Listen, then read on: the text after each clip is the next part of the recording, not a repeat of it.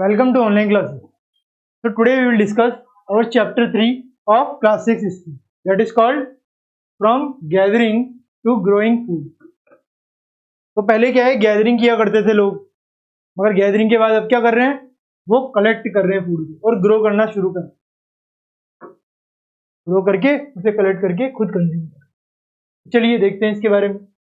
Varieties of foods, कई तरीके के फूड्स होते हैं, उनके बारे में हम देख लेते हैं। So today, most of our food, such as fruits, vegetables, grain, milk, and meat, comes from plants that are grown and animals that are reared.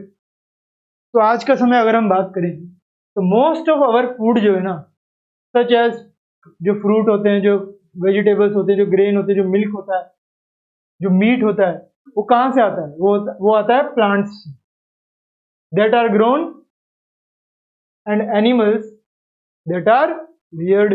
और कहां से? उन एनिमल से जो चराए जाते हैं इधर उधर। अब different plants grow, pasture land पे जो रियर किए जाते हैं ना, उनके बारे में। डिफरेंट जो प्लांट्स होते हैं ना, जितने भी तरीके के प्लांट्स होते हैं, उनका क्या किया जाता है वो यहाँ पे देखेंगे। तो different plants grow in different condition. तो डिफरेंट तरीके के प्लांट्स डिफरेंट कंडीशन में ग्रो किए जाते हैं। Rice for example requires more water than wheat. तो जो राइस है वो क्या करती है भाई, उसे बहुत ज्यादा वाटर चाहिए, व्हीट से ज्यादा, और बार्ले, इन दोनों से ज्यादा राइस को वाटर की जरूरत होती है फॉर देयर ग्रोथ। राइस को जो है बहुत ज्यादा वाटर चाहिए होता है। This explains why farmers grow some crops in some areas and not in other areas. अब जो राइस है वो require more water than wheat and और this explains why farmers grow some crop in some areas and not in other areas. क्यों? क्योंकि एक area में ज्यादा पानी है, तो पानी ज्यादा होने की वजह से वहां पे ज्यादा आप पानी वाली क्रॉप्स उगाओगे, जैसे राइस। और कहीं पे पानी कम है, ड्राई एरिया है, तो वहाँ व्हीट वगैरह उगाओगे। जैसे राजस्थान में व्हीट बाहर उगाया जाता है। राइस जहाँ वाटर वाले एरियाज है वहां पे उगाया जाता है, जैसे वेस्ट बंगाल हो गया एंड अदर एरिया। अब different animals to prefer different environment. अलग अलग एनिमल्स अलग अलग एनवायरमेंट प्रेफर करते हैं। क्या करते हैं? अलग अलग एनिमल्स जो होते हैं वो अलग अलग एनवायरमेंट प्रेफर करते हैं। फॉर इंस्टेंस शीप जो भेड़ होती है एंड गोट जो बकरी होती है can survive more easily than cattle in dry hilly. ये क्या है, बहुत जल्दी सर्वाइव कर जाती है कोई हिली एनवायरनमेंट में, ड्राई एनवायरनमेंट में, कैटल की अपेक्षा। कैटल जो है सर्वाइव नहीं कर पाती, जबकि गोट और शिप ड्राई और हिली एरिया में सर्वाइव कर जाती है। तो एनिमल्स जो है अपने एनवायरनमेंट को जो है अलग अलग तरीके से सर्वाइवल में बदल देते, अपने लिए बदल देते। Food is any substance consumed to provide nutritional support for an organism. तो जो फूड होता है ना, फूड वो क्या है? इज एनी सब्सटेंस कंज्यूम्ड, जो क्या किया जाता है, कंज्यूम किया जाए, टू प्रोवाइड न्यूट्रिशनल सपोर्ट, जिसका न्यूट्रिशन जो है सपोर्ट किया जाए फॉर एन ऑर्गेनिज्म के लिए। Food is usually of plant और एनिमल ओरिजिन। फूड जो है या तो आप प्लांट खा सकते हो, या फिर कोई एनिमल है, कोई जानवर है, उसे आप खा सकते हो। And contains essential nutrients. और क्या करता है ये कंटेन? बहुत सारे असेंशियल न्यूट्रिएंट्स होते हैं जिन्हें ये कंटेन करता है, सच एज कार्बोहाइड्रेट। कार्बोहाइड्रेट्स वगैरह आपके फूड हो गया, उसमें कई तरीके के प्लांट जो फूड देते हैं, एप्पल हो गया या फिर व्हीट हो गया, ये सब जो है क्या है? कार्बोहाइड्रेट्स है। फैट्स हैं, प्रोटीन्स है, विटामिन है, मिनरल्स हैं, ये सब हमें प्लांट एनिमल से मिल जाएगा। एनिमल से प्रोटीन भी मिलता है, उनके जो मीट है उससे हमें प्रोटीन मिलता है। तो इस तरीके की चीजें हमें मिलती रहती है। अब food is a necessity in everyone's life. बिल्कुल, फूड क्या है? फूड एक नेसेसिटी। हर किसी की लाइफ में फूड की बहुत ज्यादा बड़ी जगह है। फूड आपको भी चाहिए, फूड मुझे भी चाहिए, हर किसी को सर्वाइव करने के लिए फूड की बहुत ज्यादा आवश्यकता है। Food gives us energy. आप सब जानते हैं, आप चल रहे हैं, आप दौड़ रहे हैं, आप सुन रहे हैं, किसकी वजह से? फूड की वजह से। Food gives us energy, nutrients देता है, which helps our growth and development. आप शुरुआत में छोटे से थे, बड़े कैसे बन गए? जो आपने फूड खाया उसकी वजह से बड़े बने ना आप। फ्लैश एंड बोन में वो कन्वर्ट हो गया। The body needs a lot of 5 nutrients. Body क्या चाहती है भाई? बॉडी 5 न्यूट्रिएंट्स चाहती है। कौन कौन से 5 nutrients? Protein, carbohydrate, fats, vitamin and minerals. ये सब कौन चाहता है भाई? बॉडी चाहती है। अब बॉडी को प्रोटीन चाहिए, कार्बोहाइड्रेट चाहिए, मिनरल्स चाहिए, जैसे जिंक वगैरह, तो ये सब कहां से मिलेंगे? ये सब उसे लैंड से मिलेंगे, प्लांट से मिलेंगे, और वहां पे जो एनिमल्स है वहां से मिलेंगे। From out food to properly stay healthy. Food से ये सब मिलेगा तब जाके ही वो हेल्थी रह पाएंगे। अगर फूड में ये सारी चीजें नहीं मिलेगी तो हेल्थी रहना बड़ा मुश्किल काम बन जाएगा। इसके लिए ह्यूमन बींग्स के लिए अगर ये सारे के सारे प्रोडक्ट्स उन्हें नहीं मिले तो उनका सफल तरीके से चीजें करना पॉसिबल नहीं होगा। It is not possible. In the today kitchen जो है, Martha Stewart has tips for a perfect Thanksgiving. एक मार्था स्टेवर्ट है जिसको एक थैंक्सगिविंग लंच देना है, लंच या डिनर जो भी देना चाहे, including how cheese, cloth and स्पाथ chalking can give you a better turkey. Turkey एक चीज होती है, एक बड़ा सा एनिमल होता है, उसे लोग खाते हैं, ठीक है। तो टर्की वो लंच में या डिनर में थैंक्सगिविंग में देना चाहती है, जो इन सब से मिलके हो रखा है, बना हुआ है। तो शी ऑल्सो, ये जो है नेम है, जो ऐसे नेम है जो इनके टर्की को बनाने में यूज होती है। She also share her recipe for mashed potatoes with cream cheese. उसने क्या किया? अपनी जो रेसिपी है उसे भी शेयर कर दिया। उसकी जो रेसिपी थी ना यहाँ पे, उसे क्या किया उसने? उस रेसिपी को भी शेयर किया ताकि और दूसरे भी कर पाए। अब healthy food for school age children includes a wide variety of flash foods from the 5 food group. अब यहाँ पे देखिए, healthy food for school age children includes what? A wide variety of fresh food from 5 foods. तो 5 एक food group है। कोई school जाता हुआ चिल्ड्रन है, कोई स्कूल जाता हुआ क्या है? चिल्ड्रन है। तो उसको कौन कौन से फूड्स चाहिए भाई? तो यहाँ पे हमें देखने को मिल रहा है, एक तो उसे वेजिटेबल्स चाहिए, एक उसे फ्रूट्स चाहिए, और एक उसे ग्रेन फूड्स चाहिए, एक रिड्यूस्ड फैट डायरी चाहिए, और प्रोटीन चाहिए। ये सारी की सारी चीजें हमें चाहिए for a healthy children. Children को ये सारे के सारे प्रोडक्ट्स की नीड होती है, फूड की नीड होती है। अब each food group has different nutrients. Her food group के पास उसके अलग न्यूट्रिएंट्स होते हैं, बिल्कुल होते हैं, which your child body needs to grow and work properly. अब क्या है? हर फूड ग्रुप के पास क्या होते हैं?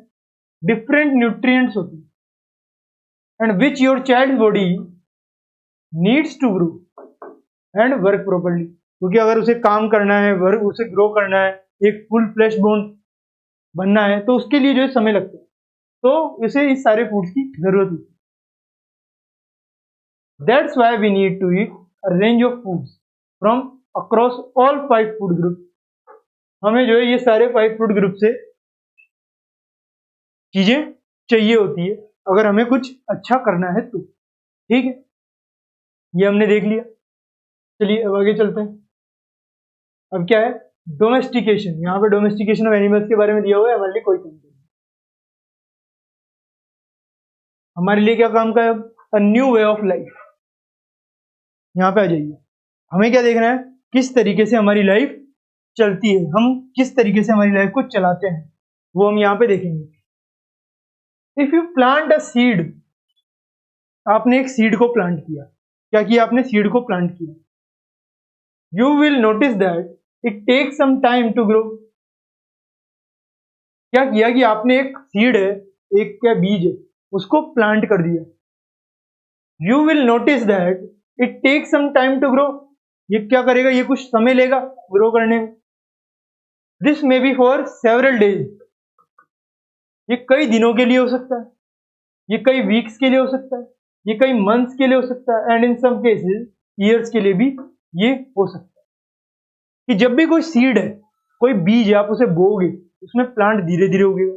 अभी मंथ लगेंगे, डेज लगेंगे, ईयर्स लगेंगे उसे बड़ा बनने में. So when people began growing plants, it meant that they had to stay in same place for a long time, looking after the plant. अब मतलब अगर उन्होंने प्लांट उगा दिया कि भाई यहाँ से फूड आ जाएगा, प्लांट बनेगा, धीरे धीरे फूड निकल जाएगा, तो वहां से जो है प्लांट से फूड वगैरह, जो एप्पल वगैरह या जो भी फल फ्रूट्स वेजिटेबल्स आएंगे उनको पका के खा लेंगे. तो मगर वो उसके लिए वेट करते, एक ही जगह बहुत समय तक रहना पड़ता था उनको, प्लांट को देखना पड़ता था, उनकी वाटर सारी नीड्स देखनी पड़ती. तो watering, weeding, driving away animals and birds till the grain refine. जब तक ग्रेन पक नहीं जाए, जब तक ग्रेन अच्छी तरह से फूल नहीं जाए, तब तक ये सारी चीजें. And then the grain had to be used carefully. और फिर क्या करना पड़ेगा भाई, ग्रेन को केयरफुली यूज करना ही पड़ेगा ताकि हम उसका आसानी से यूज कर पाए. अब ways in which grain was used, देखिए सीड की तरह, फूड की तरह, गिफ्ट की तरह, स्टोर्ड फॉर फूड, ये भी है. अब as grain had to be stored for both food and seed, एक तो सीड के लिए ताकि फूड बना सके और फूड के लिए भी, people had to think of ways of storing it, कि भाई किस तरीके से फूड को स्टोर किया जा सके, उसके वेज देखने की कोशिश करेंगे सब. In many areas they begin making large clay pots. वो क्या बना रहे थे, कई सारे एरियाज में क्ले के पॉट्स बना रहे थे, मिट्टी के बर्तन. और वू बास्केट, कोई वू है, ऊन वगैरह होती है, उनके बास्केट बना रहे थे. और डग पिट्स, कुछ खड्डे वड्डे खोद रहे थे ग्राउंड में. Do you think hunter gatherers would have made and used pots? Give reason for your answer. तो कुछ क्या करते थे, पॉट्स बना लेते थे, उसमें रख देते थे. कुछ क्या करते थे कि भाई वूल के कुछ बना दिए बास्केट, उसमें रख देते थे. कुछ गड्ढा खोद के उसमें डाल देते थे, जितने भी उन्होंने स्टोर करना है सारा फूड. तो आप किस तरीके से स्टोर करोगे वो आप बता सकते हो, अपने कारण भी बता दीजिएगा. अब क्या है स्टोरिंग एनिमल्स, कि भाई एनिमल्स का स्टोर किस तरीके से हो रहा है. चलिए देखते हैं एनिमल स्टोरिंग के बारे में.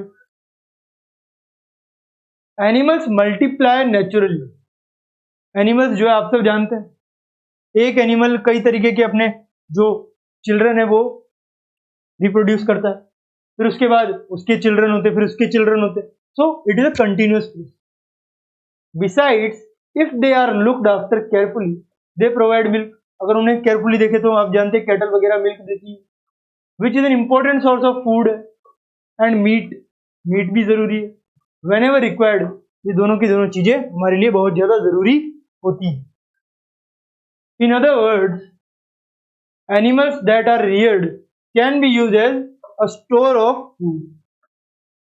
मतलब एनिमल्स जिनको आप रियर कर रहे हो, पास्चरी वगैरह में कर रहे हो, उनको यूज किया जा सकता है as a store of food. Food के स्टोर के रूप में उन्हें किया जा सकता. ठीक है. Apart from food, what are the other things that could have been obtained from animals? तो यहां पे देखिए, अपार्ट फ्रॉम फूड, फूड के अलावा what are the other things जो हम एनिमल से ले सकते हैं. एक तो मीट ले लिया हमने एनिमल से, ठीक है, ये तो हमने यहाँ पे देखा. अब what are animals used for today?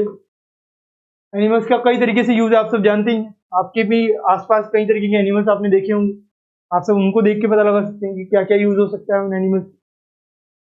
Finding out about the first farmers and herders, जो हर्डिंग किया करते. हर्डर्स कौन होते हैं? जो हर्डिंग करते. ठीक है. कौन फर्स्ट फार्मर था भाई? फर्स्ट किसान जो कल्टीवेट करता था क्रॉप. और फर्स्ट हर्डर कौन था? एनिमल्स को वगैरह उनको रियरिंग करने वाला ये सब. तो कौन था ये, कौन सा थे?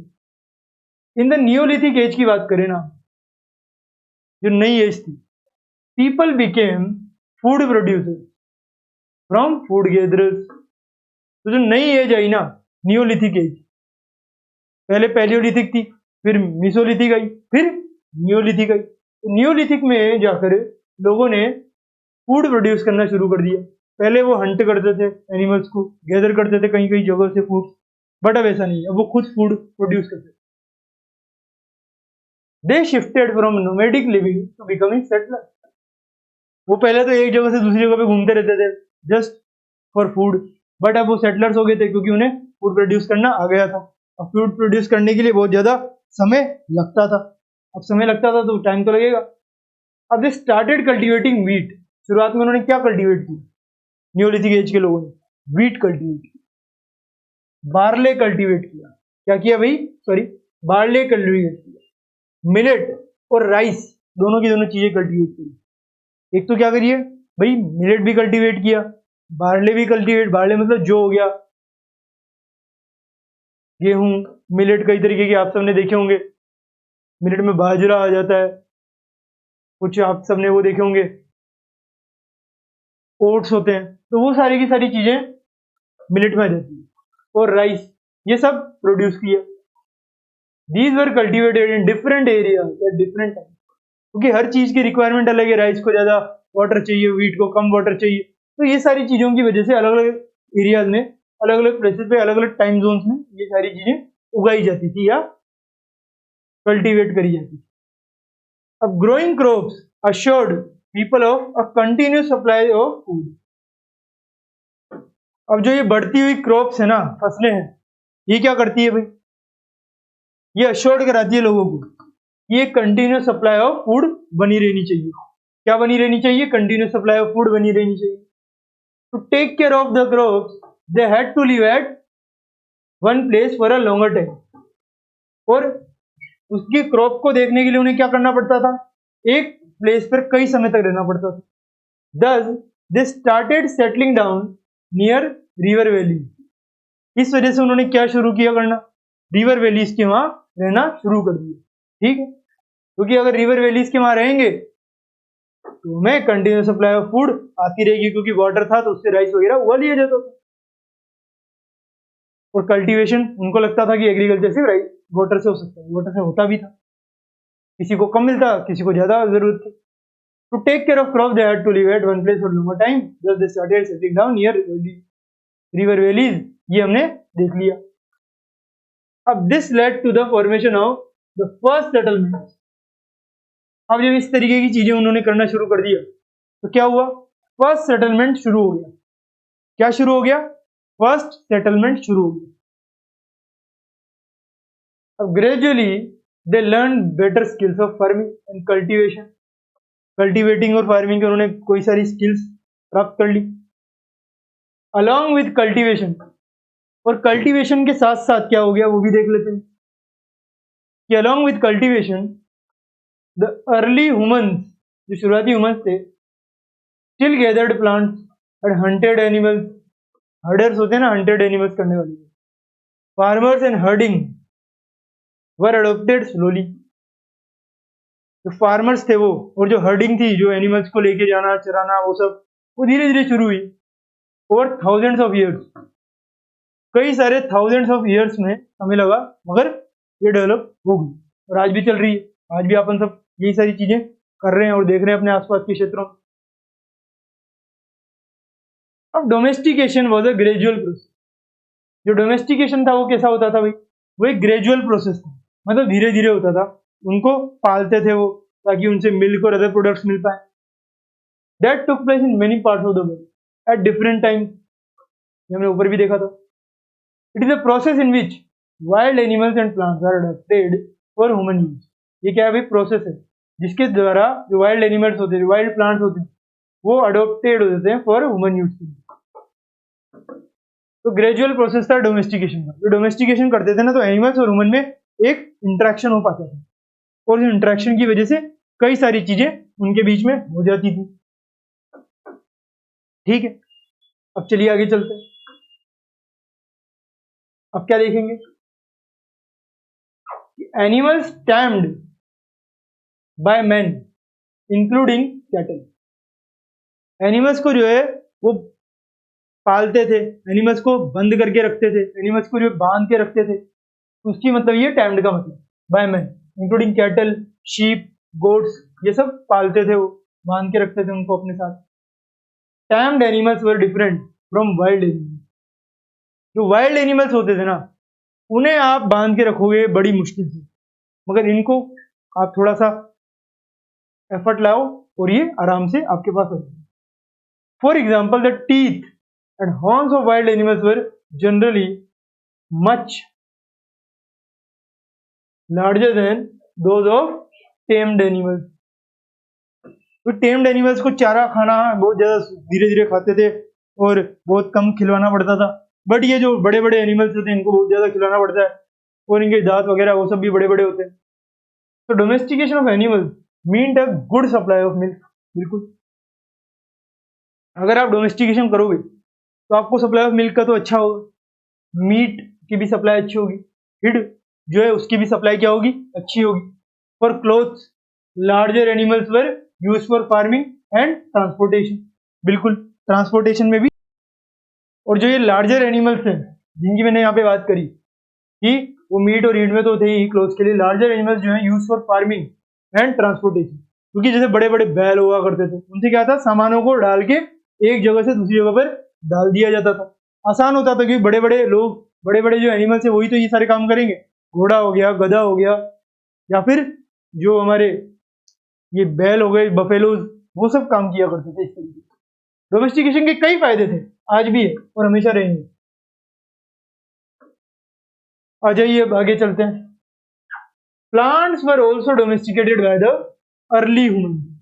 तो जितने भी शुरुआती मानव थे ना, वो क्या किया करते थे, वो प्लांट्स को, या ये जो प्लांट्स है were also domesticated by the early human. तो शुरुआत के ह्यूमंस हुआ करते थे, वो प्लांट्स को क्या करते थे, डोमेस्टिकेट कर दिए थे, मतलब उनको भी पाला करते थे, उनको भी कोई ज्यादा चीजें दिया करते। The plants that yielded large sized grains had strong stalk and were capable of bearing the weight of ripe grains were selected। तो जो इनका वेट, राइप ग्रेन्स का वेट संभाल लिया करते थे, उनको सेलेक्ट कर लेते थे वो, कि भाई बहुत सारा हो गया है, चलो ठीक है। Over the years man learn to preserve, क्योंकि क्या है, ज्यादा वेट हो जाता तो उनको प्रिजर्व करना मुश्किल हो गया। अब अगर धीरे धीरे उन्हें प्रिजर्व करना शुरू कर दिया, सेलेक्ट करना शुरू कर दिया, सो गुड क्वालिटी सीड्स भी उन्होंने इकट्ठा करना शुरू किया। Thus domesticated plants became different and also better than the wild plants of the same type। तो डोमेस्टिकेटेड प्लांट्स जो डिफरेंट हुआ करते थे, क्योंकि वो हम उनके क्वालिटी सीड्स वगैरह सब ले लिया करते थे, प्रिजर्व करते थे, सेलेक्ट होते थे, तो अच्छी क्वालिटी होती है। बट ये वाइल्ड प्लांट्स से उनकी क्वालिटी अच्छी नहीं, क्योंकि वो उन्हें डोमेस्टिकेट करना भी मुश्किल था। तो remains of grains the domesticated animals of the Neolithic period have been found at Chirand in Bihar. तो बिहार में कोई चिरांद जगह है, वहां पे हमें ये नियोलिथिक पीरियड के अवशेष मिले कि भाई एनिमल्स को डोमेस्टिकेट किया जाता था, एनिमल्स को कई तरीके की चीजें करवाई जाती थी। टेकालाकोता एंड हाल्लूर कर्नाटका में जो जगह है वहां पे भी नियोलिथिक के अवशेष मिले। एंड पय्यामपलई तमिलनाडु में एक जगह है जहां पे ये अवशेष मिले। मतलब ग्रेन्स हो गई, डोमेस्टिकेटेड एनिमल्स हो गया, मतलब आप जो है डोमेस्टिकेट करते थे प्लांट्स का भी और एनिमल्स का भी। प्लांट्स का भी आपने किया, एनिमल्स का भी आपने किया, और आपको कई तरीके के बेनिफिट हुए उससे। मिल्क मिला, फूड मिला, वाइल्ड एनिमल से आपको ट्रांसपोर्टेशन में आसानी हुई, गोट से आपको भी मिल्क मिल जा सकता है, और भेड़ जो आपकी शिप है उससे आपको एक वूल मिलेगा जिससे आप कई तरीके के क्लोथ्स बना सकोगे। तो एनिमल्स का कई ज्यादा फायदा था और प्लांट्स का भी कई ज्यादा फायदा था। तो इन सब के जो ये फायदे थे वो नियोलिथिक एज में स्टार्ट हुए, जब फूड प्रोड्यूसर्स आ गए गैदरर्स की। तो कहाँ कहाँ पे आए, मैंने आपको बताया अभी, चिरांद में आए, तेक्कालाकोता में आए। चिरांद कहाँ है, बिहार में। तेक्कालाकोता और हल्लूर कहाँ पे, कर्नाटका में। और पय्यामपलई इन तमिलनाडु में। इन जगहों पे नियोलिथिक पीरियड हुआ। अब नियोलिथिक पीरियड में कई सारे टूल्स भी होंगे जिनसे ये सारे के सारे काम करते होंगे, इनके बारे में हम पढ़ेंगे हमारे नेक्स्ट पार्ट। तब तक के लिए thank you very much. Have a nice day.